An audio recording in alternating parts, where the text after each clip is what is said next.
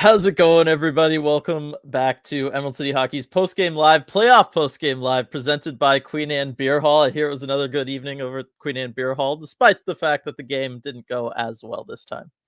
It was. I mean, the atmosphere was electric. It's just always an experience going to Queen Anne Beer Hall. If you've been once for a game day, you know exactly what it's like. And I can't believe I haven't lost my voice yet. So there's that. There we go. It's a good thing. Because there's a lot to talk about with this one. Obviously, the Kraken have now lost their first ever playoff game, so we've done that, everybody. We're there. But I mean, it was another good game for the Kraken. I mean, you jump out to the 2-0 lead, you outplay them solidly in the first, and the bottom line is the Avalanche woke up. We saw them make some adjustments for that second period. The Kraken struggled against. Kraken did a better job in the third period. But I mean, this was an Avs team that, their star players kind of started to look more like star players. Exactly. They woke up, and I think there are some positives to take away from this. They woke up and yeah, they beat you, but they didn't bury you. I mean, it wasn't that lopsided of a game. And I think, if anything, this just confirms the Kraken can hang with the Avalanche, and we're in for an interesting and a long series. But yes, it is the Kraken's first playoff loss ever. We all knew this moment would come when the Kraken qualified for the playoffs. But it's an opportunity here. We've processed a lot of losses over the last couple seasons, especially year one. But now we have the chance to kind of process this first playoff loss together, because it does. I don't know. There does seem to be more of a gravity to it. You feel this one more than the average loss. Yeah, you do. And it's our first, playoff therapy session or whatever. But the bottom line is I still feel like these first two games, I mean, you picked up that win in game one. That was huge. You're getting to come back to CPA in Seattle on Saturday with a tied series. I feel like that's a big, win for the Kraken in all of this. And even in this game, it was tied until very late. And you know what? It was just a bad luck rebound bounce out right to Taves, and that's what gets it done for the Avalanche. So I still feel like there's still so many positive takeaways for the Kraken. Yeah, there's some stuff, and we'll break it down and get to it all in a little bit here. But I'm still feeling really good about how everything has gone so far with the team being in Colorado, and that's still Oh yeah, fantastic. yeah, I am too. Starting off with super chats here. First one from CR Bud. Gru played his behind off. I don't care what anyone says. I knew Ebbs not chipping in that 3-on-0 at the end, 3-on-1 at the end of the second was going to bite us. So first off, I mean, Gru, another phenomenal game from Grubauer, having to face 41 shots from the Avalanche Yeah, in this one. he had to face a barrage of shots, certainly, and some very high quality ones as well. But I mean, he was just what you'd expect against Colorado. How he's been against Colorado pretty much his whole career with Seattle. And again, this is why I was more confident about the series. The Kraken are getting some real goaltending. They're getting some good goaltending. And it'll keep you in games. And it certainly did in this one, even though the Avs, the pushes that they can put on, it's crazy what they can do. But Grubauer was solid. Yeah, Grubauer was fantastic. Look, I will take a 927 save percentage every day. That's because you know what, more games than not, that's going to be enough to get it done for you. Grubauer did a great job keeping the team in this game. Yeah, and then with Ebbs and that, oh my gosh, RJ, that 3-on-1. That was a little tough to watch. It took me back to some rough Kraken memories there. It's just, somebody has to take that shot sooner and know that you've got them outnumbered for the rebound. Like, that's just the way you have to play that. Yeah, you do. I mean, they overthought it a little bit. I understand the temptation to kind of maybe overthink it and try for the perfect play. But the thing is too with Georgiev, I mean, that's the kind of thing you might expect when you're playing against a goalie that's just lighting you up. That there's you can't get anything past. But Georgiev's been beatable. I mean, you can kind of score those second opportunity goals on him. You can't pass up those shots when you have the opportunity to do that. Yep, exactly. Another super chat here from Sergeant Pickles. Was an Avs live chat there by Polar. Yeah, I mean, there's a lot for them to go through these first two games, just like there is for us.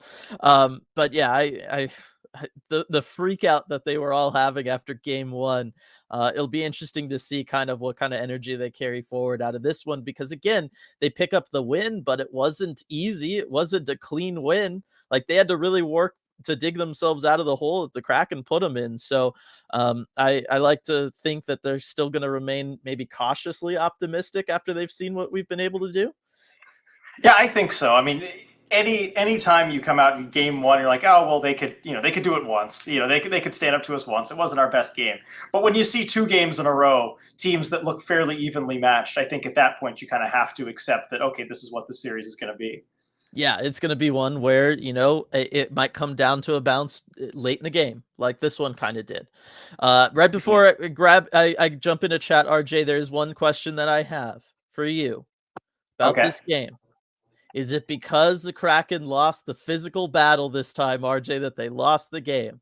Putting on an old school hockey hat for this, but is it because they allowed the Avalanche to accumulate 50 hits to the Kraken's still very respectable 40? When was the last time you saw 90 hits recorded in a hockey game, RJ?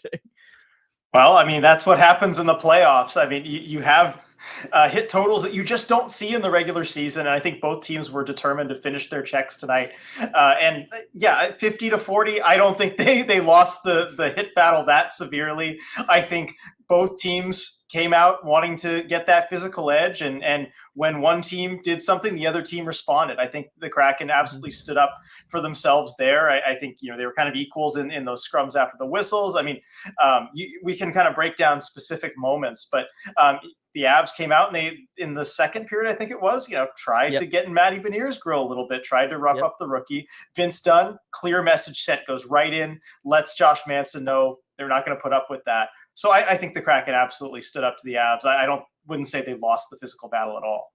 No, I wouldn't either. And you could argue that the Avs, they were trying to compensate for what they didn't do in the first period, because the Avs definitely lost the physical battle in the first period. Think back to the turbo shorthanded goal and how Yanni Gord was able just to keep going through that whole play. What Mm-hmm. incredible work from Yanni Gord on that whole sequence to get the puck in deep, to go deep after it, to then win the puck battle for it, to then, even once it squirts out, get enough of the stick on there to tap it over to Turbo. And that was all because the Avs, nobody decided to play him physical. Nobody decided to take him out of the play and say enough is enough. And so I think they did learn from their mistakes a little bit there. But the bottom line is the Kraken, just so many guys on this Kraken team. You mentioned Matty Beniers, talked about Yanni Gord, Turbo, all these guys. They have such incredible motors that it does put whatever team they're going to be playing in a playoff series into this spot where you kind of got to take yourself out of a play to slow them down.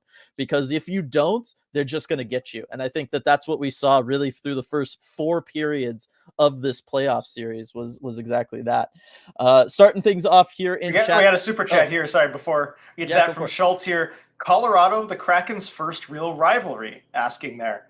I don't think we're there yet, but I think certainly this series has the potential to get there. The series, Mhm. again, it's been a good back and forth. It's been close. It hasn't gotten nasty yet. In my mind, Yes. if you look at some of the other playoff series, Minnesota, Dallas for one, you look at that. This is on a different level. Like, this series hasn't really gotten violent yet. It very well might get there. Certainly, if it's as close as it has been over the first two games, it'll Mhm. probably ratchet up to that. But I don't think we're there quite yet.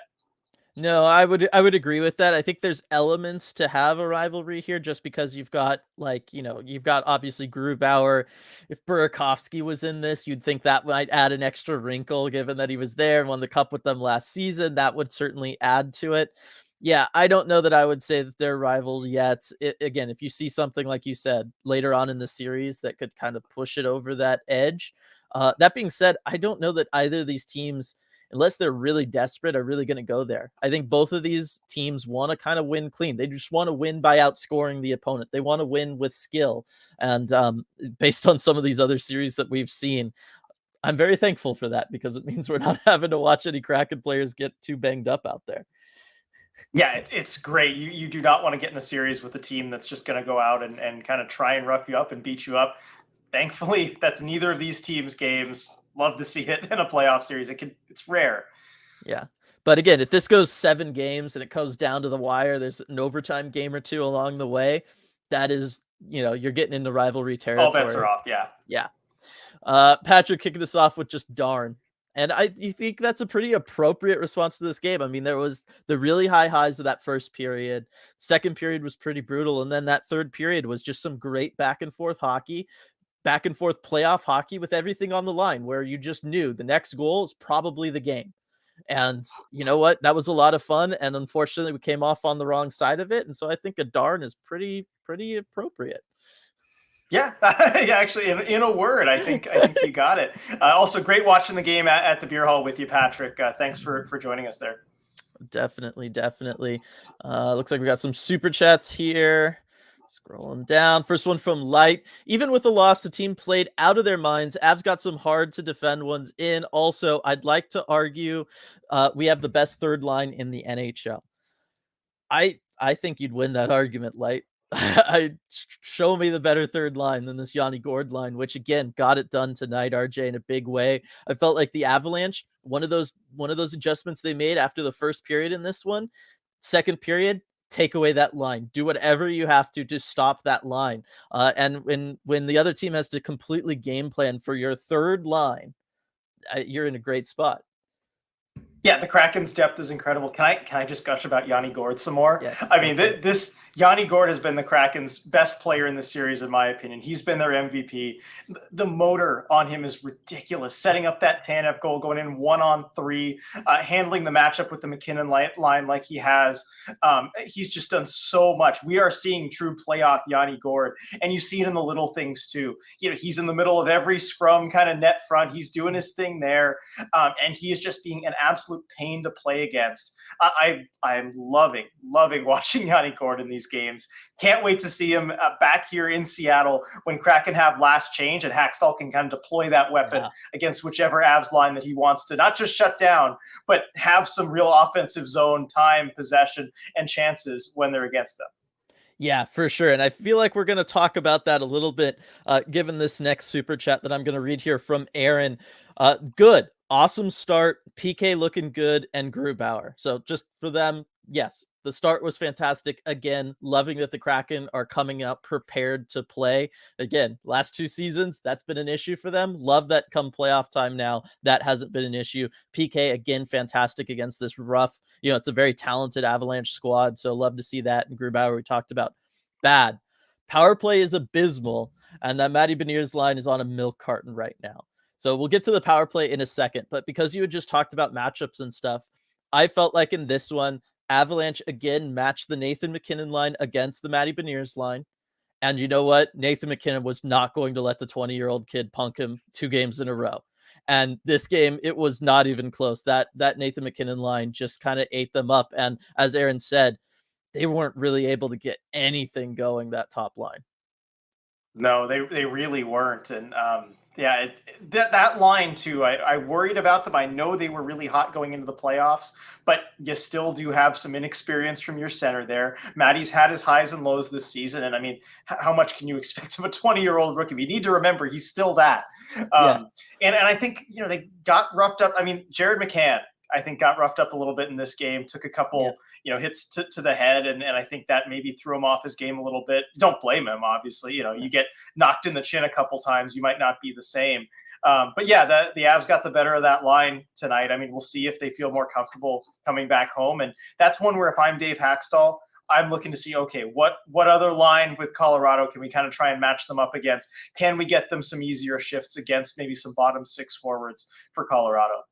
Yeah, I would definitely try to do that because I think you got to get Matty going because the bottom line is center, especially in these playoff series, RJ. You and I both know that becomes a really, really important position. And Matty Beniers right now, he doesn't look like Matty Beniers. I'm not seeing the same player that we saw in the regular season. I don't know if they've told him to act a little bit more shy, but it sure seems like he's a little bit more shy when it comes to playing behind the net, going back below the goal line, going into the corners. I'm not seeing that kind of same motor and high intensity that we saw where he'd just fly in there, reckless abandon. I'm going to win this puck battle no matter what kind of thing. We're not really seeing that from him right now. And I feel like that's kind of permeated then out through the rest of that line because the other two are having to pick up slack there, which then takes away their ability, like Eberle's ability to dish it over to, say, McCann, who can then finish. So I'm thinking that they need to kind of get back to what they were doing when they were hot entering the playoffs. And a lot of that, unfortunately, falls on Matty's shoulders, his young shoulders. As for the power play, I mean, we've known it's bad all year long. So it's kind of, same old, but the bottom line is this is what we knew, where it cost you games in the regular season. It was definitely going to cost you games in the postseason. And tonight might be a good example of that, where, I mean, I was in the Discord and we were joking around and I put in the over under for shots on goal for a power play at 0.5. And more people took the under. And you know what? Without a rebound shot towards the end there, that would have been right. And that's just a problem that the Kraken, I know we've talked about it so many times, but they got to figure it out. Yeah, it's going to take some new wrinkles there. The thing is, the Colorado just puts so much pressure on the puck carrier when the Kraken are on the power play, and they need that first outlet pass where they know exactly where they're going to relieve that pressure. I thought the Kraken did a great job of that at even strength in this game, especially early on. The Avs wanted to come in hard on the forecheck, pressure the puck carrier, and just go all out doing that. And I mean, that's how the Schultz goal happened. Is that the Avs came in just like gangbusters on the forecheck, and Bjorkstrand just knows exactly where he can rim the puck around the boards. Gord knows it's coming to him. He knows he's going to have a guy right on him, spins away from it off the boards, and then all of a sudden it sets up the 2-on-1. You need that communication where you know you have that first outlet pass to relieve that pressure, which is on the power play. And it's the kind of thing you can work on in practice. They won't have a practice to work on it. They're not practicing tomorrow, but they'll have a morning skate. And I'd like to see them on Saturday morning just get a little bit of power play work in where you know where that first pass is going once you gain solid possession in the zone. Definitely. It's one of those things. I don't know if they need, the better communication, I think, will certainly help. Maybe a little bit more player movement. We did see on, I think it was the second power play, the first half of that, the first power play unit, we did see something a little interesting where really all three guys went down low and they were all around the goal. They were all in the blue paint there. It was just Kraken could never find a shooting lane to kind of get it in there to take advantage of that man advantage down there. But the bottom line is, they just don't play like they have an extra player on the ice. And I feel like that's kind of something you got to take advantage of on the power play. It can be that simple. That's kind of the whole point. Yeah, believe it or not. Another super chat here from Light. I think even with the W, the Avs are not walking away from this very excited. They know that these next two are going to be even harder. I agree with that. And we saw that when they were booed off the ice at the end of the first period. You could see it on their faces as they were walking to the locker room. You know, Jared Bednar went in there and just like eviscerated those guys verbally. I think, if I'm them, you feel good that you got one at home. But the bottom line is you're also like, okay, what did we do well? What were the lessons we can take away from all this? And how do we start the next game? Because that's something they've struggled with 2 games in a row now. Yeah, 2 slow starts, and man, when you're getting booed off the ice by your home fans, game 2 they're doing that. Game 2 after winning a Stanley Cup, that's going to light a fire under you, and it sure did for Colorado, and it should for any team. But yeah, the slow starts are definitely an issue for them. The Kraken have to know you're going to get more of a push from Colorado to start game 3 than you did games 1 or 2, and be ready for that. Yeah, definitely. Sergeant Pickles bringing the dad energy here. Not mad, just disappointed. Love it. Schultz back to CPA 1-1. Good result for the Kraken, definitely. I mean, if you had asked us, any of us, before this had started, would we take that? We'd all say yes. Tom, we looked gassed out there by the end of that one. Oh, well, head home, rest up. Let's take game 3. Kraken did look a little tired for the third one. Do you think that was altitude, or do you just think, the Avalanche were just flying out there? I think the Avs were flying out there. I mean, hey, they woke up and they're a tiring team to play against when they're on their game. And I think the Kraken got the best, got the best effort from the Avs, and that's going to tire you out whether you're at altitude or not. I don't think that was a huge factor. Yeah. Sergeant Pickles with the studs. We can hang with this team. Duds, if they go full speed, we cannot hang. This is what I was worried about. You and I had a lot of back and forth, both on podcasts and post-game lives and just behind the scenes, everybody. This is just something we've really talked about for a good solid 2 weeks. And this is the bottom line, is that the Kraken do match up really well against the Avs. They don't have the depth to deal with the Kraken. All that stuff that we saw from the Kraken the first 4 periods of this stuff speaks totally to what you were saying completely. Those last 2 periods, especially the second period tonight, is what I was worried about, which is when guys like Nathan MacKinnon just decide they want to win a hockey game, it's really hard to stop them from winning a hockey game. and it's just one that the Kraken are going to need individuals on a nightly basis to kind of step up, play a a little above their level maybe, and figure out a way of doing that. And tonight they weren't quite able to get it done. That being said, they looked better than I thought they would when that situation did arise. Yeah, I mean, they responded pretty well to it. I thought at some point in this series, you were going to see the Avs just turn it on, and they were going to leave the Kraken in the dust for the rest of that game, and it would kind of take Yeah. the Kraken the next game to adjust. But they hung in there. Thankfully, they had a 2-0 lead, that cushion they could fall back on with those 2 quick goals. I mean, that's why it's important to capitalize on those early chances before the Avs wake up. Yeah, they did well to get it to the third, and where it was really just a close third period where a bounce really made the difference. Yeah, and that just happens sometimes in hockey, especially in playoff hockey, and it's rough and it's brutal, but you move on to the next one, knowing maybe next time that bounce goes your way. Yep. Kind of some similar things here. Wish we wouldn't have taken our foot off the gas for about 4 minutes in the second there from Daniel. Declan, I feel like they stopped shooting after the first period, just kept passing it around. I've seen some other comments in chat about that, RJ. I don't know that they entirely did that. You still walk away with 29 shots. I just think it was a little hard for them to get any sort of counterattack going, especially in that second period. Yeah, the offense didn't come quite as easily now that the Colorado was actually playing their game. Look, the 3-on-1 is going to stand out. That's going to be the moment we all kind of remember. And yes, there was too much passing it around and all of that. But I think the Kraken did, put shots on net when they had opportunities to. It wasn't as bad as we've seen it at certain games this year. Yeah, I mean, I'm always in favor of throwing more pucks on net, especially with Georgiev in net. He still looks kind of shaky to me. Yes. Something looks a little bit off still. And throw him low. I know the Kraken were going high a ton tonight, and it worked on those first 2 goals, and Geeky beat him high for the post like 2 minutes in too. But go low again on that 3-on-1, shoot low, get the rebound, attack with the numbers there. Like on the power play, get shots, just do it and try to make something happen. You got an extra person. I still think that's key for this team. Sergeant Pickles, staying positive, everyone. Losing a 1-goal game, going back home, 1-1 against defending champs. Season's a W no matter what. Definitely agree with that, Sergeant Pickles. Love it. Bahrain. Goddamn, when the Avs turn it on, it's scary.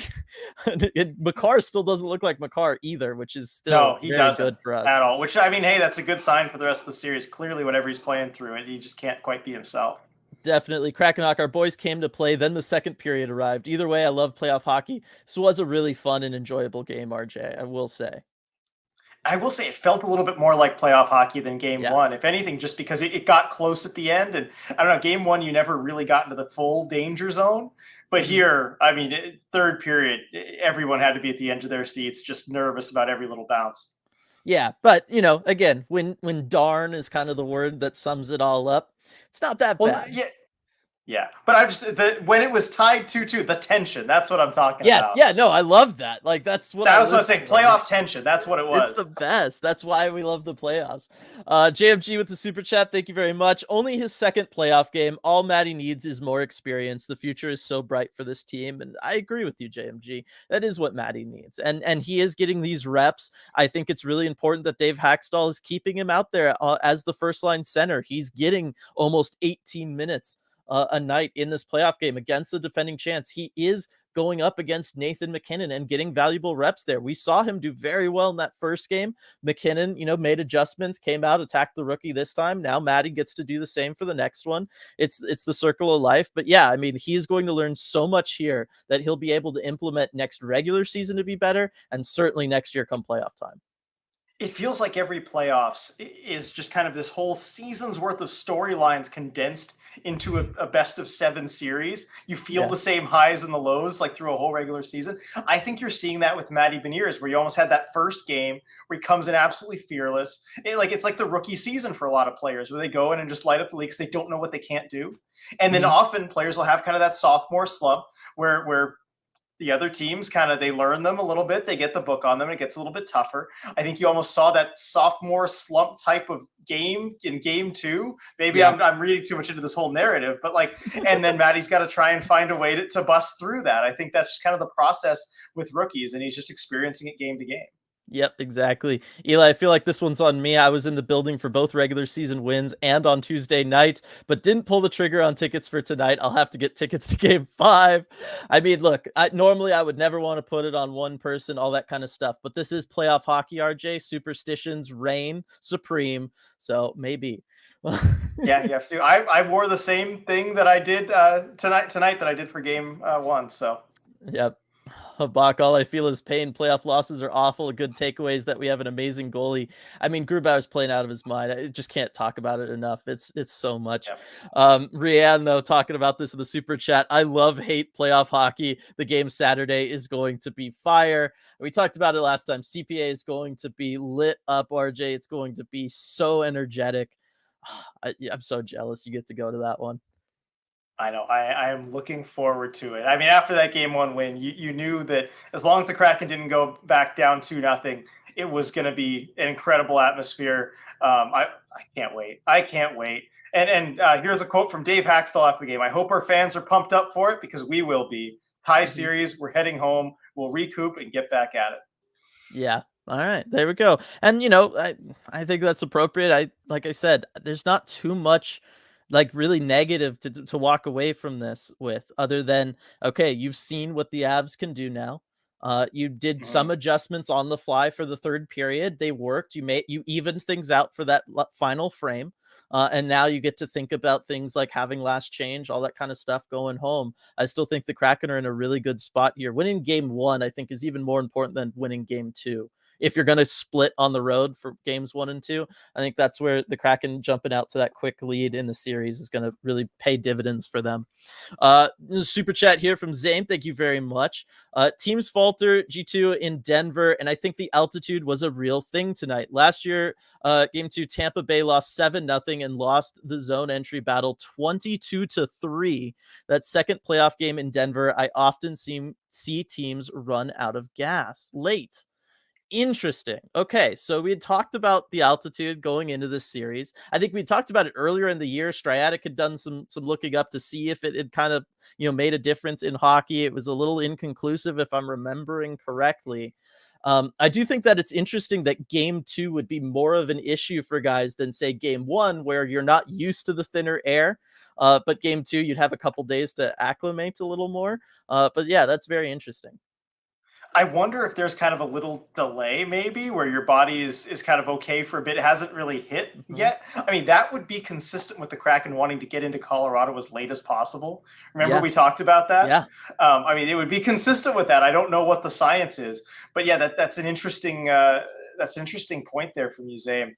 I'm just kind of looking at the Avs 4 series last year with the playoffs. Uh, Beat the Preds 7-2 in game 1, then 2-1. It was an overtime game 2. The Blues, it was kind of the same thing. They won in overtime and then lost. The Oilers, I mean, they shut them out in game 2 in Colorado. So that was a big one after the Oilers gave them a run for their money in game 1. Yeah. So interesting to look at. I wonder, maybe after the fact, the next season or whatever, the players might be more honest with you about that. I don't think mid-series they would kind of tell you, No, but probably not. I do wonder. I also wonder if it's the ice time was a little bit different in this one. It was a little heavier handed to sort certain people in this than what we've experienced in the past, at least for the forward group for Seattle. And I do wonder if in the second game you start riding certain guys a little bit more, and then the altitude starts affecting those guys specifically. I don't know, but yeah, that's a really interesting thing to note. And yeah, I mean, I've never been. I can't speak to any sort of altitude change on that level, certainly not as a professional athlete. I do think there's something to hockey players. If you keep your shifts shorter going to Denver, I think you're probably okay because the bottom line is hockey players, they're in better, shape than say a football player when it comes to being able to use all of their energy for a longer sustained period of time. I got to think that if you just shorten your shifts by 10, 15 seconds, try to keep them shorter, that helps you and you can kind of survive that altitude difference. But that's my uneducated opinion. Yeah. Ty, Brandon Tanev loves Avs fans. Best moment in Turbo Kraken history so far. RJ, the blown kiss heard around Seattle Kraken world. It was incredible. It was beautiful. It was amazing. I can't believe we got half hour into this without really talking about it and No. breaking it all down. But Brandon Tanev with the kiss to the fan, I was kind of freaking out at the beer hall when I saw that come out. Like, I need to clip this right now. I did it before the goal video. I'm like, I have to get this video out there. It was the best thing. I know it has already ended up on the hockey images that precede Unfortunate Events Twitter account. So yeah, he's being chirped a little bit for it now, but that is classic Turbo. I love it. Yeah, I saw the first tweet. I don't know if there was a follow-up, but from Kate, did you see the tweet from Kate, RJ? That the No. Seattle Times had a photographer down there in that corner and said that the fans in that corner had been kind of harassing the Kraken all night long. And then that Oh, happened. And then that, so that might have been a response to that. And that Kate was going to try to check into all that. I don't know if she was able to, but just throwing that out there. well, I can check. Yeah, our photographers in Friend the of corner and said fans ECH. were flipping Kraken players the bird, which might have earned this response. We'll report back. Interesting. All right. Well, definitely have to talk to Kate about that. Yeah, so I thought that was cool. In which case, definitely a good response from Brandon Tanev there. And you know what? Credit to the Avs fan, blew a kiss back.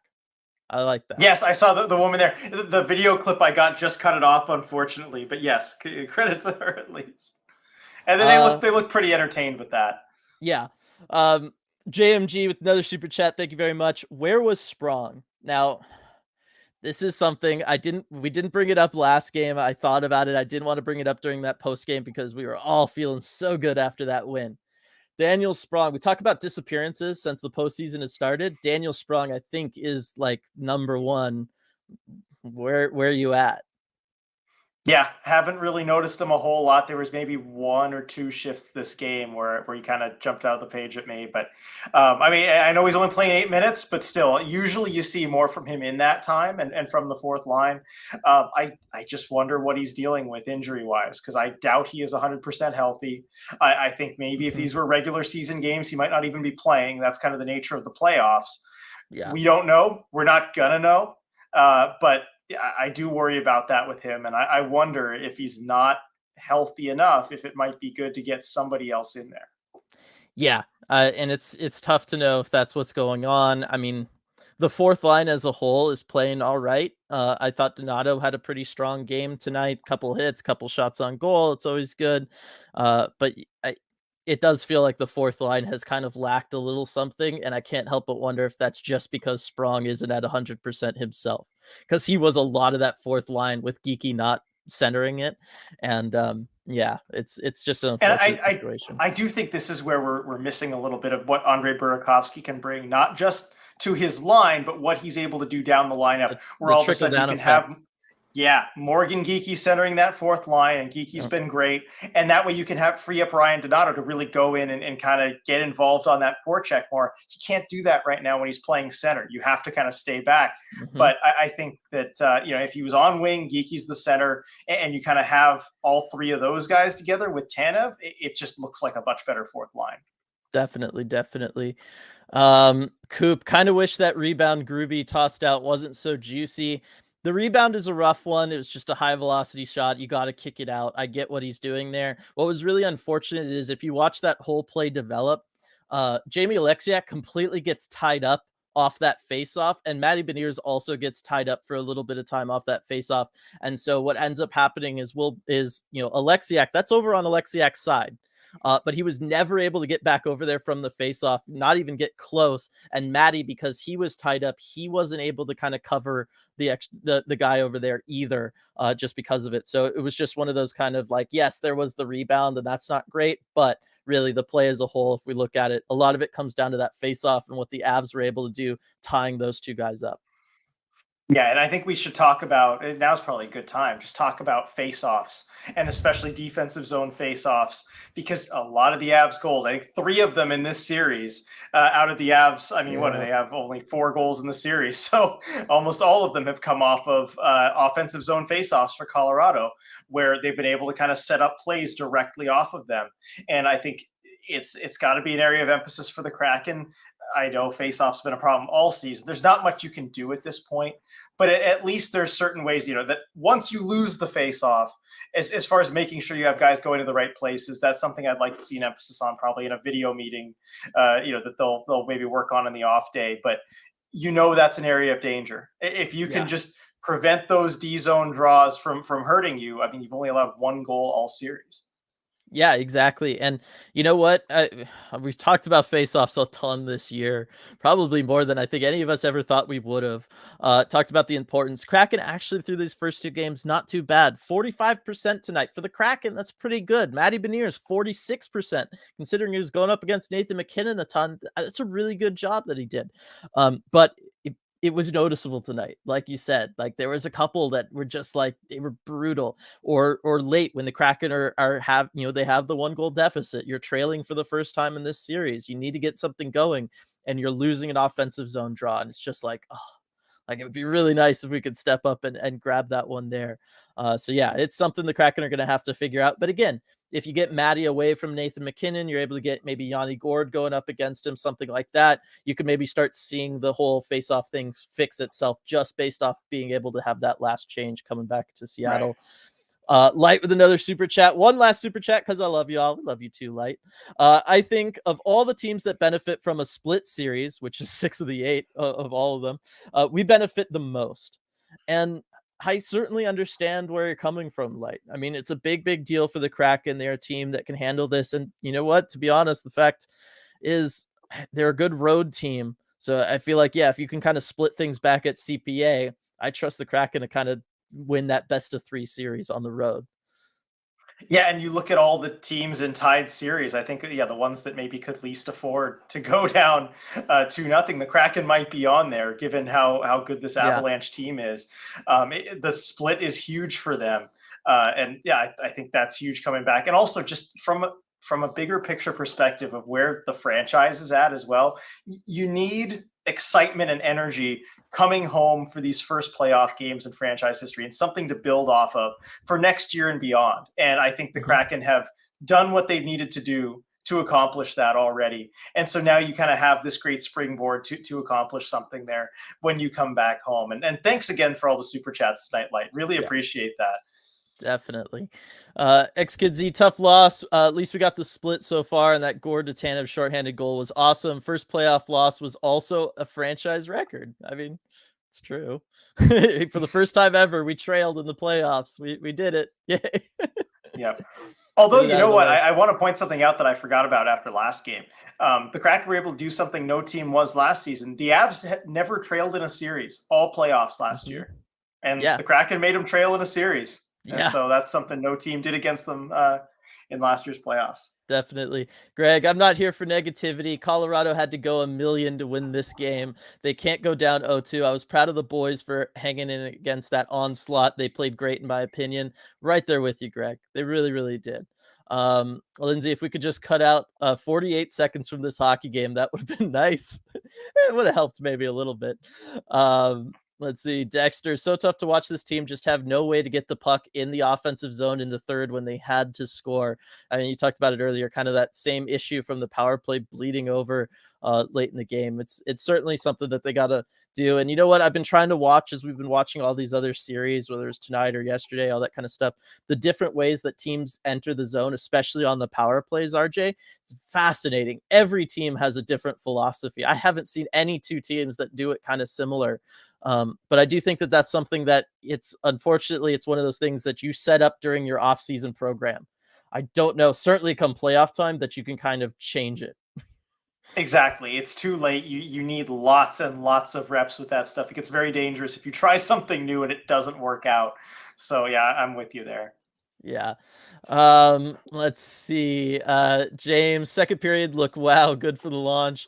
But we bounced back in the third to make it competitive again. And I think that is absolutely huge. Again, we're seeing Dave Hackstall make adjustments. He's got the team ready to play to start both games. I think that's a big thing. That was something in the back of my mind that I had concerns about entering the playoffs. But those concerns are gone. And the fact of the matter is, in both games, I thought that the Kraken have done a good job making adjustments during almost all the intermissions. I'd argue just that first intermission tonight was the only one where Dave Hackstall got out coached by Jared Bednar. But the bottom And line is, oh, go for it. Oh, in Bednar's side of it too, it's maybe a little bit easier to do when you've got the fans booing your team off the Yeah, ice in that corner to kind of get that extra jump start for the exactly. guys. Hacksaw didn't really have that working for him. Yeah, I mean, it's the classic, like, halftime football situation, right? If you're the team that's up, it's hard to make adjustments because you're winning. What are you going to do? You gotta try to anticipate what they're gonna do. It's a rough situation.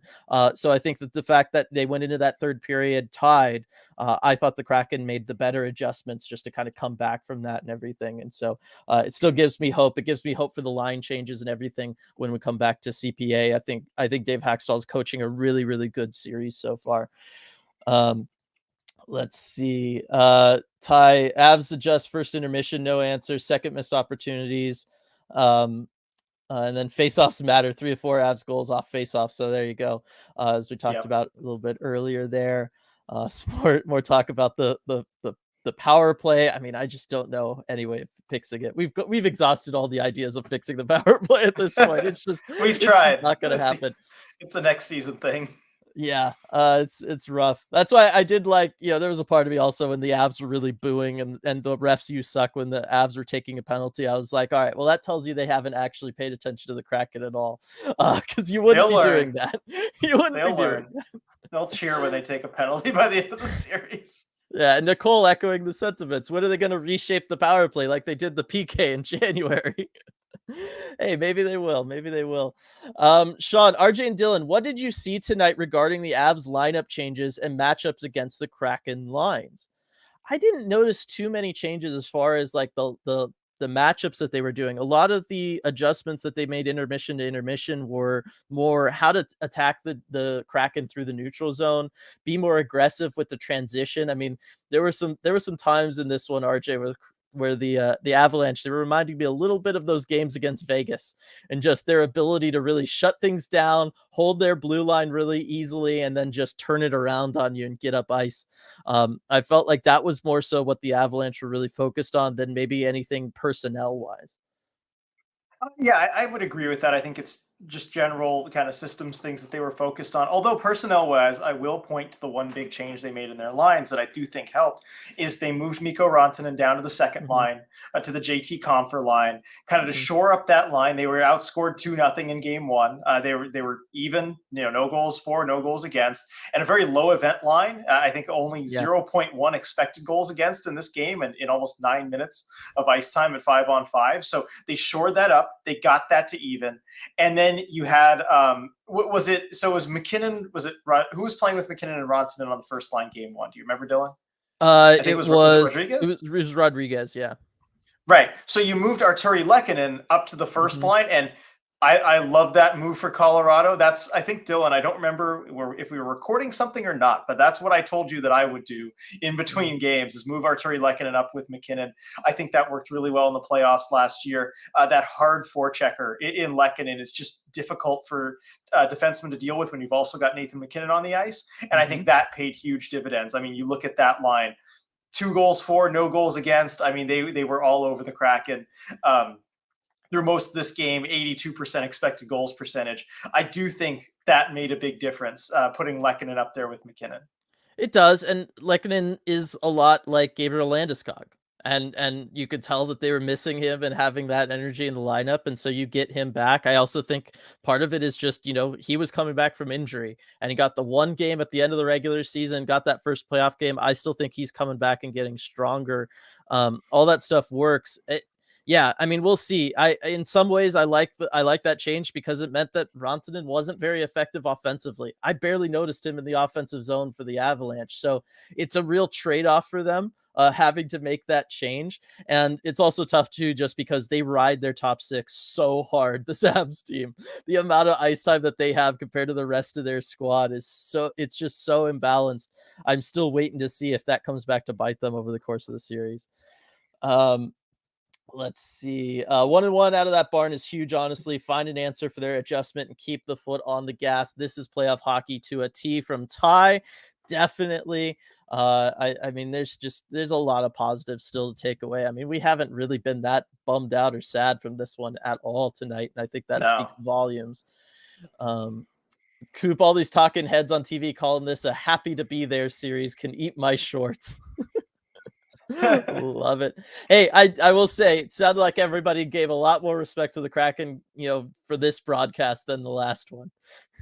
Yeah, it took that game one to do it, I think. And I think while us feeling, those of us who are not playing the game, the fans, us Yeah. watching this thing, I think a lot we kind of are just happy to be here. Honestly, I think we've kind of set the expectations there, but I know that's not the feeling among the players and the coaches in the locker room. They want to come out and show what they can do.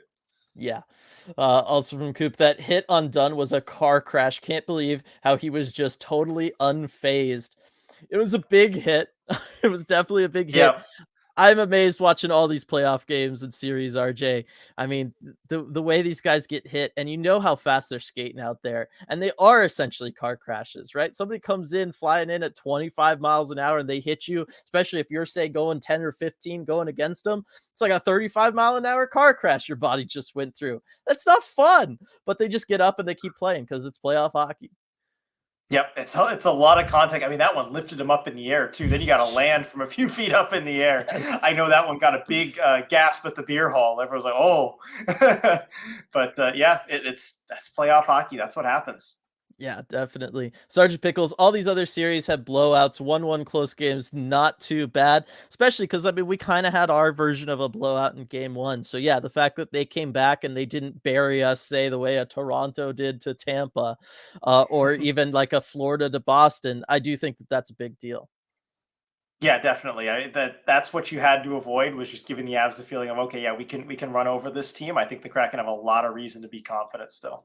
Yeah, definitely. Yanni Gordon, Brandon Tanev are extra special in the playoffs. Two of the most tenacious forwards in the NHL. I mean, you've been talking about him a ton. Talked about the fact that Brandon Tanev, every playoff series, he comes in and scores a big goal. Did that again tonight.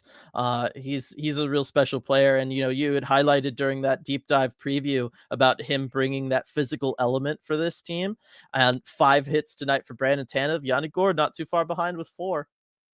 Yeah, Tanev absolutely brought it. I love him just the playoff gamesmanship that just approaches in the playoffs. Like whenever he's playing playoff hockey, he knows exactly what to do. He's a very smart player. My favorite was when he just jumped on that pile of players. There's a scrum after the whistle, and he's looking, okay, who's out there? He sees Cale Makar, and he leaps on top of the pile, and he Mhm. pulls Cale Makar out of there and goads him into taking matching penalties. Yeah, That's amazing. You it can was pull the great. best defenseman in the world off the ice with you. That's playoff hockey. That's playoff turbo. Give me more of that. Definitely. Nathan asking, is losing faceoffs a mental thing? I find it hard to believe teams are this much better at faceoffs than we are.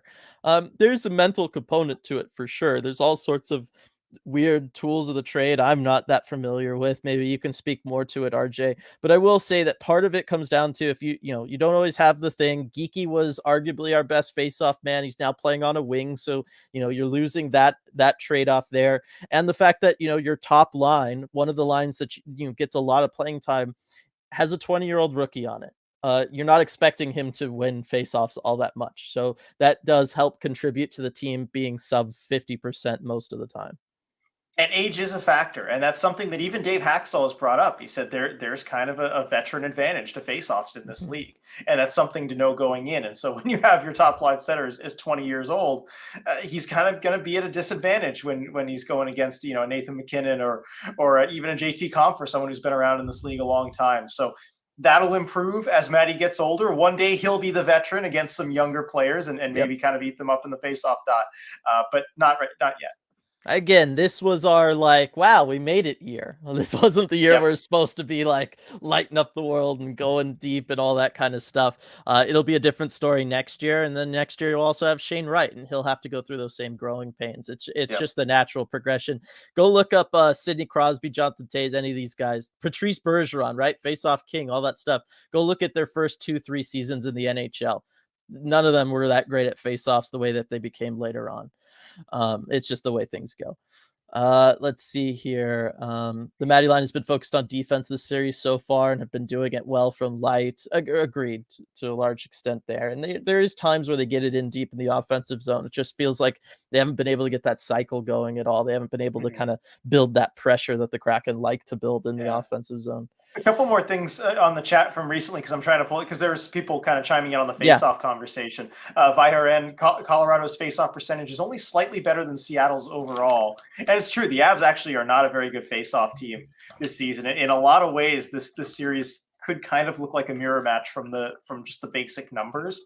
But yeah, they're eating Seattle alive on the draws there. And then Ty pointing out 3 goals off the faceoffs. That is the issue. No concern whatsoever on percentage. And yeah, we pointed this out earlier too. Like, not all faceoffs are equal in importance. I think there's a lot of variance as far as, the importance of certain draws versus others. So I wish there was some place that just easily broke down like offensive zone, defensive zone, neutral zone faceoffs. If there is, let us know in chat. Yeah. Because I'm not aware of one, but that would be a lot more important to me. There's other factors too, like time of the game and coming off a TV timeout, stuff like that I would like to see. But just getting that simple breakdown of what zone it's in or what face-off dot even specifically, that'd be a really cool breakdown to have on a graphic on a ring. Yeah. If anyone knows of anything, let us know. Yeah, and then it's not falling into the trap of kind of like on that game winning goal from Devon Taves. Don't fall into that trap of getting engaged physically.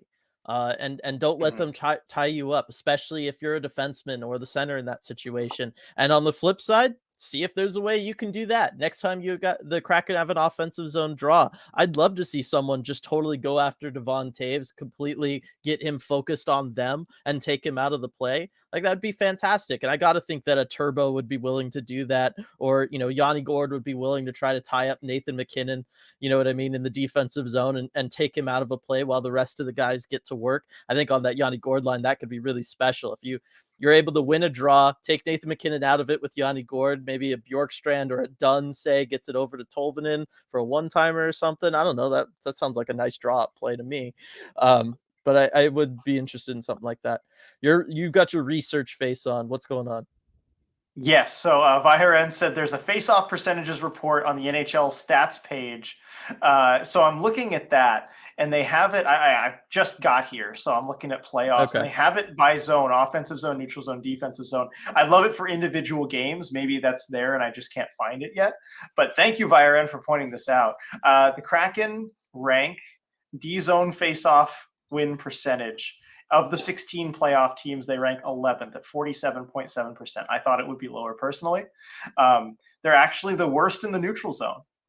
That doesn't fit my what I would have expected. Yeah, no, that does not give us any sort of confirmation bias or anything there. Are you looking at like regular season numbers or just from? No, these are playoffs. These are just through 2 playoff games. Oh, okay. It's got both games. It's not just a one. Yeah, it's got both games. It's through 2 playoff games. Yes. So yeah, but I just would have thought it would be different. Kraken regular season, Kraken ranked 27th out of 32 teams in D zone face-off win percentage. And they ranked dead last in offensive zone face-off win percentage. That I believe. Unfortunately, I believe. Well, thank you, Vihar, for sending us down that rabbit hole. Definitely. No, it's something good, and we'll keep track of that as the games go on as well. Interesting. This is from James. Interesting that you don't think Matty has been that gas for the first line. I seriously feel like Matty has just been well aware that the Avs are out for his head per his experienced teammates. I'm just happy he hasn't been hit that hard yet. Seems he knows it's coming. I think that there's an element of that. Like I said, he doesn't seem like he's, kind of as, I don't want to say reckless, but as aggressive getting into some of those board battles and in some of those same situations. So I do think that Matty is aware of that. That being said, with the whole Josh Manson thing earlier in this one, I know Vince Dunn came to his defense. Matty did a great job of just kind of shrugging through all that, not letting it bother him, and even giving, enough of a response to Manson that Manson was kind of leaving Matty at that point anyway. Right. Matty kind of jumped back into that scrum a little bit. I mean, he's determined not to be messed with. And I think that's exactly what you want to see from the rookie. You want to see the teammates standing up, number one, and you want to see Matty pushing back, number two. And you check both of those boxes. I was just really happy to see kind of how that whole thing went. That's a really good sign for me. Yes. And I see it here from Dan. We need someone to deck Manson. Hate that guy. That's what he wants. All right. I've talked about Manson in the playoff preview. I talked about him last game. I'll talk about him again here. I don't know why I care so much about Josh Manson, RJ, other than I liked him when he was a Duck. The bottom line, though, is he's going to play the least amount of minutes on this Colorado blue line. And he is there for that exact reason, because he's going to go after the top guys and try to get them to draw a penalty from somebody responding, or try to get somebody like a Jared McCann or a Vince Dunn off the ice by getting into a fight with him, because that's a good trade-off for the Avalanche. So the best thing possible is to have no one engage with Josh Manson, because when Josh Manson just plays hockey, he takes penalties, which he has done in each of these first two games. So I actually think the best thing for the Kraken to do is just ignore Josh Manson. He'll get more and more frustrated. Maybe he'll start taking 2 penalties a game instead of just 1. I'm with you, Dylan. Game 1, he took 2 penalties. He took a dumb penalty earlier in this game, too. I remember last post game, you said he's good for at least 1 dumb penalty a game. He is. And filled the quota tonight. Yep, and if he's only going to play 12 minutes a night and you're getting him, then to take a penalty in that amount of ice time, like, good, again, he's a liability to Colorado. Let's not waste our time with him. Yeah. Or, wait until the series is wrapped up, then go after him all you want. Let it all out at that point. So I've seen a couple, a lot of stuff all sprinkled out chat here, RJ. People concerned with the Kraken coming home just because the home record this year has been what it is. We all know that. If you factor, the fact that overtime losses are still kind of losses, they've lost more at home. It's just the reality of the situation. What do you think that the Kraken are going to look like coming home? Because I felt like the home thing was getting a little bit better late in the season. I think you throw out that last game against Vegas because everybody was focused on the playoffs. But I felt like those, playing those like Coyotes games and stuff, it kind of helped change the perception of the Kraken playing at CPA. Improving, and they were kind of building momentum off of playing teams that maybe were not very good. And I think it was momentum that they were able to carry into this playoff series with Colorado. And so I guess what gives me hope is that the Kraken were able to come out game 1 and do something that generally they weren't able to do. I mean, they beat a playoff team in regulation for the first time since January.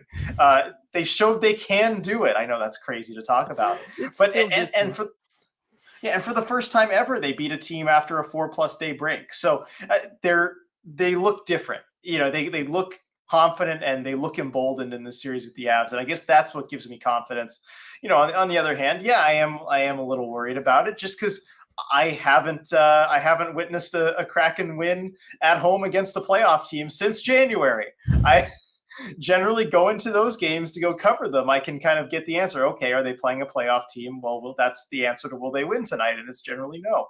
But I think this series, the Kraken have shown a different side to their game.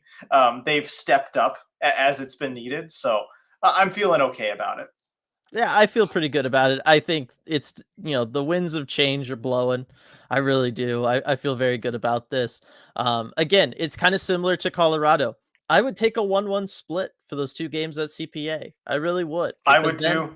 Then you're getting 2 road games. 2 of the last 3 are going to be road games for you. I trust the Kraken in that situation. I think a 1-1 split would be just fine for the Kraken. I really do. It would not bother me at all. Habak, it could be worse for us. We could be the Devils down 0-2 in their series, heading to Madison Square Garden after being outscored 10-2 at home. I don't think the playoffs have started worse for any team than the New Jersey Devils, RJ. It's pretty bad to drop those 2 at home and both of those games convincingly. That could be a short series. Thankfully, I don't have too far to go for those road trips, about a half-hour drive from one place to the other. Yeah, definitely. Let's see. Reading ID. For the first time ever, I don't think I noticed the board ads once. Playoff hyper-focus mode engaged. How about you, RJ? How you doing with them? I've noticed them less because yes, I am hyper focused on the playoff game, and there's so much going on at the beer hall too. Yeah, I can't focus on the ads. So there you go, Dylan. You win this round. There we go. I love it. You and your buddy Gary get to celebrate your victory. You say I won this round. I won this round alongside Gary Bettman and Corporate Greed. Enjoy being in that camp for the victory parade. What company I keep. It's a good thing I have Afra around to balance it all out and make me likable. Um, Sean, Seattle is a hockey town and has been for more than 100 years. Saturday is going to be epic. It's going to be super epic. I am very intrigued, RJ, to see what the Kraken have in store for their first ever home playoff game in this situation, because there is a lot of history that you can reference back to talk about this. I mean, I'm fascinated. Do you know anything? I don't know if you could say anything if you did, but Okay, I do know something. I certainly don't know everything. I've okay. heard a few things through the grapevine, as one does when you're in my Uh-huh. position. I can't say anything. Sorry, guys. It'll be better as a surprise. Trust me. So yeah, but it's gonna be great. You're gonna want to be there. You know, if you can get to that building at all, you're gonna want to be there. They're also gonna have their like plaza party thing outside too. There's gonna be a whole event outside Climate Pledge Arena. So you know, go to that too. Mhm. I mean, go to the beer hall. There's so many great places you can go, but definitely it's gonna be a pretty cool game experience. Dylan, is it Saturday yet? I I just know. want it to be Saturday. Can I go to the game right now? No, but it's almost Friday, if that helps. That is Uh, true. Yeah. All right. Only an hour and a half till Friday. so there is that. Yes, I've already heard people talking about parking's going to be a nightmare down there. A lot of people going down early. Everybody make sure to plan accordingly, whatever, transit travel options you need to do. So definitely make sure you all get that done. Yeah, I can't wait. I have a lot of ideas of what I would do, and you know what, Kraken, they've done a really good job throughout all the big moments in their franchise history at Climate Pledge Arena, getting things going and getting people pumped. So I think it's going to be good. Um, let's see, Wendy. We go home with one, which is what we wanted going in. But now the national media is noticing us. I think we earn much respect in just 2 games. I agree with that. I mean, it's nice. I think it's a real shame that we have to play on the same night as Toronto, especially when Toronto is just going to have every game be some massive blowout swing in one direction or another, because it sucks up a lot of the media attention. But I still think people, I mean, they're already talking about the Kraken more. They're noticing the fact that, wow, they have 4 lines and each one of them has a 20 goal scorer on them. Like things like that, that it's like, yeah, we've been telling you this for months. But it's nice to finally get that recognition. Yeah, and it'll keep building. And yeah, it sucks to have to play on the same night as Toronto. You're always going to be second fiddle in the NHL media landscape story, but they've earned a lot of respect. So I've Mhm. I've got an update here. Got on Kissgate, with the Tanev thing and the fans Mhm. from Kate Mhm. Shefty. All right, let's go. So as promised, she's reporting back on Kissgate. The question was, asking Tanev, was that in response to anything? No. Fans weren't jeering you or anything? No. So there you go. Tanev shuts it down. I I I mean, don't know that that's that's true, not but true. we'll You can never trust the hockey players when they talk to the media in these situations. You know this is the media, RJ. I uh, don't know if I'd say never. That's I know, I know. I'm just kidding, but it is one of those. Like, if it was, he's not going to say that, because you know what. Bottom line is, you got to. There's going to be a game 5 now. We know that definitively. So they're going to be yep. going back to Colorado at least one more time. So you can't give the other side that kind of ammunition. You can't give that fan base and that crowd that stuff. I do like the follow up though. Like Yeah. like, are They're you trying to yeah. sure? Yep. Kate's good with that. I knew she wasn't just gonna leave that first one. She would try and get Yep. something. Yeah, definitely. Scott, Avs had some early cheap shots. If that's what they think it'll take to win, we're already in their heads. I think, yeah, I mean, the Avalanche, they didn't really know how to start this game. Seattle started off hot and that confused them and it worried them and they didn't really know what to do and they were just trying to survive. Um, and again, I love the fact that the Kraken are starting games like that. Yeah, these good starts and bad starts been a problem for the Kraken at times over the last couple of years, and having these consistently good starts over 2 games. It's nice to see. I'm not quite used to it. It's a little surprising to me still. I But know. yeah, the Avs, like you've been on Kraken have been on the wrong end of it so many times. I know what that feels like, but yeah, that's what the Avs were going through. Yeah. Rebecca, wasn't it the first ever Kraken win that Turbo pulled the Kiss Selly in Nashville? Was that Was it game? that one?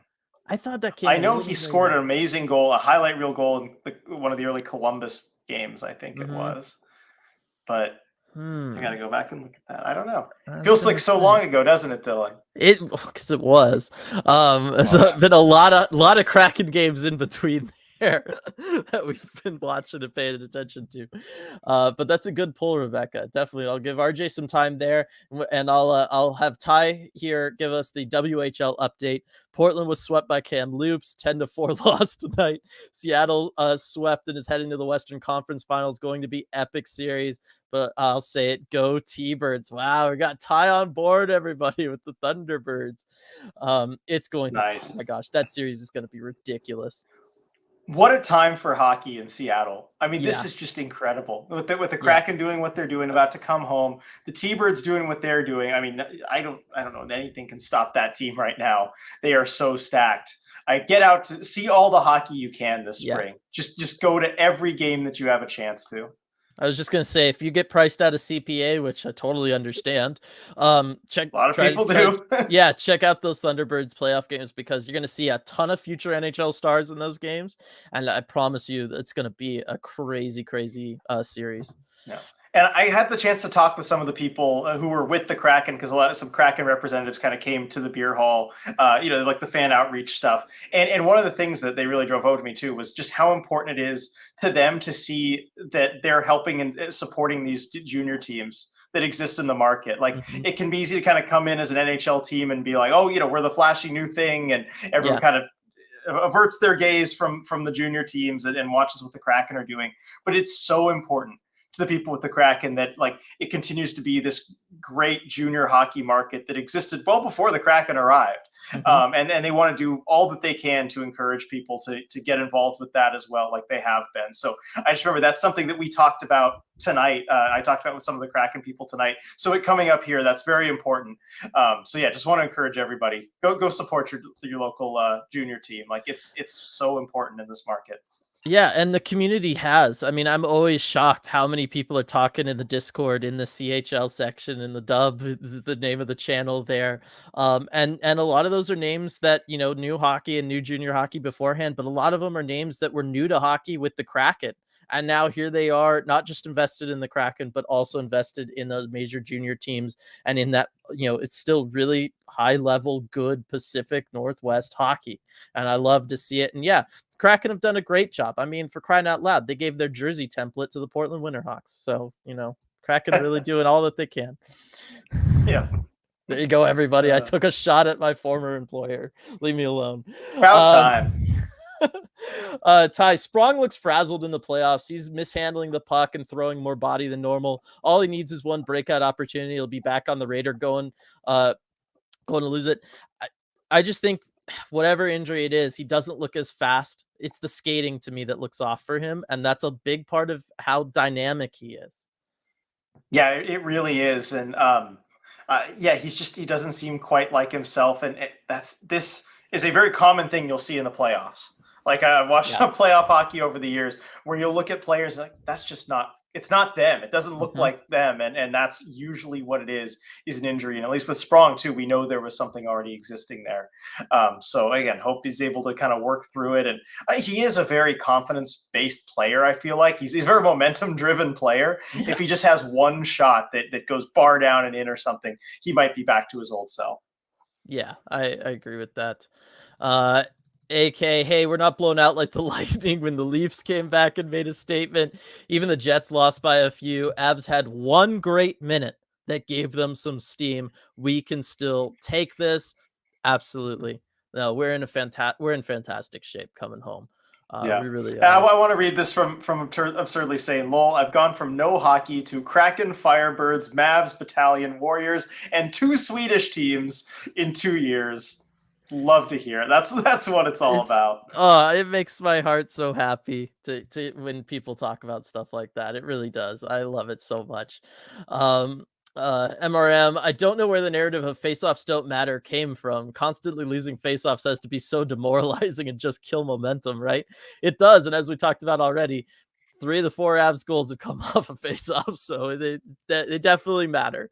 They do Yeah, matter. and where it comes from, I think, is some of the advanced stat stuff that shows there's no real correlation between Mhm. face-off percentage and wins. So that's kind of where it originates. But I think any team worth their salt, and even analytics people, they'll separate it into the face-offs that are high leverage, like we talked about, and I think those really do matter. But just overall face-off percentage, I guess, is just not the best stat.